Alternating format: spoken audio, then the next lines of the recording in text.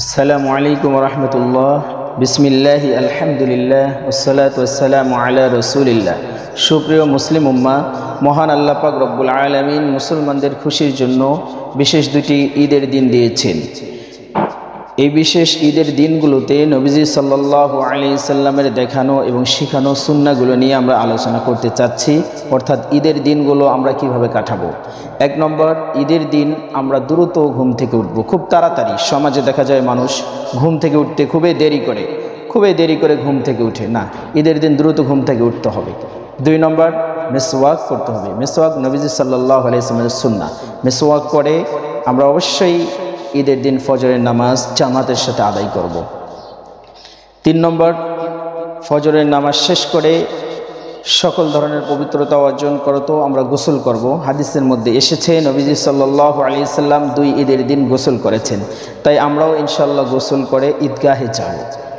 4 নম্বর, আমরা আমাদের কাছে থাকা উত্তম পোশাক পরিধান করব। অনেকেই ভাবে হয়তো নতুন পোশাক পরিধান করা সুন্নাহ, না, আমাদের কাছে থাকা উত্তম পোশাকটি পরিধান করা সুন্নাহ। 5 নম্বর, আমরা সুগন্ধি ব্যবহার করব। সুগন্ধি ব্যবহার করা নবী সাল্লাল্লাহু আলাইহি ওয়াসাল্লামের সুন্নাহ। ঈদের দিন আমরা সুগন্ধি ব্যবহার করব। 6 নম্বর, ঈদগাহে যাওয়ার আগে ঈদ উল ফিতরে আমরা কিছু খেয়ে যাব। আর ঈদ উল আজহায় ঈদগাহ থেকে ফিরে কোরবানি করে কোরবানির গোশত দিয়ে খাওয়া, এটা হলো সুন্নাহ। 7 নম্বর, আমরা শিশুদেরকে ঈদগাহে যাওয়ার সময় সাথে নিয়ে যাব। 8 নম্বর, ঈদগাহে যাওয়ার সময় আমরা তাকবীর বলতে বলতে যাব, আল্লাহু আকবার, আল্লাহু আকবার, লা ইলাহা ইল্লাল্লাহু, আল্লাহু আকবার, আল্লাহু আকবার, ওয়ালিল্লাহিল হামদ।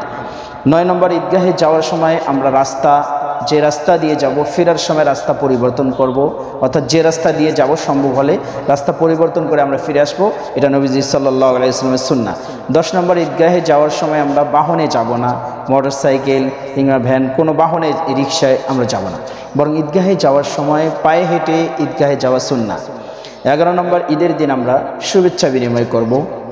পরস্পরের সাথে সাক্ষাৎ হলে নবীজি সাল্লাল্লাহু আলাইহি ওয়াসাল্লাম এবং সাহাবা আজমাইন যা আমাদের শিখিয়েছেন, তাকাব্বালাল্লাহু মিন্না ওয়া মিনকুম, এই বাক্যটি আমরা বলবো, অর্থাৎ যার অনুবাদ হচ্ছে আল্লাহ সুবহানাহু ওয়া তাআলা তোমাদের এবং আমাদের সমস্ত নেক আমলগুলো কবুল করে নিন। এরপর 12 নম্বরে একটি ওয়াজিব নিয়ে কথা বলবো। ঈদের দিন খুতবা না শুনে অনেকেই ঈদগাহ ছেড়ে আমরা চলে আসি। এটা হলো ওয়াজিব, অবশ্যই আমাদের খুতবা শুনে তারপর ঈদগাহের ময়দান পরিত্যাগ করতে হবে। সমাজে আরও কিছু কাজকে সুন্নাহ মনে করা হয়, যেমন ঈদের দিনে কবর জিয়ারত করা দলবদ্ধভাবে। না, আসলেই কবর জিয়ারত করতে পারেন, কিন্তু এটা করতে হবে সুন্নাহ, ঈদের দিনের সুন্নাহ এমনটা মনে করা যাবে না। এরপর অনেকেই আমরা মুআনাকা করে থাকি, মনে করি যে ঈদের দিন মনে হচ্ছে আমাদের কোলাকুলি করা, এটা হলো বিশেষ সুন্নাহ। না, ঈদের দিনের বিশেষ কোনো সুন্নাহ না। অনেক দিন পর কারোর সাথে সাক্ষাৎ হলে এমনটা আমরা করতে পারি। আল্লাহ সুবহানাহু ওয়া তাআলা ঈদের দিনে নবীজি সাল্লাল্লাহু আলাইহি সাল্লাম থেকে শেখানো সুন্নাহগুলো পালন করার তৌফিক দান করুন, আমিন।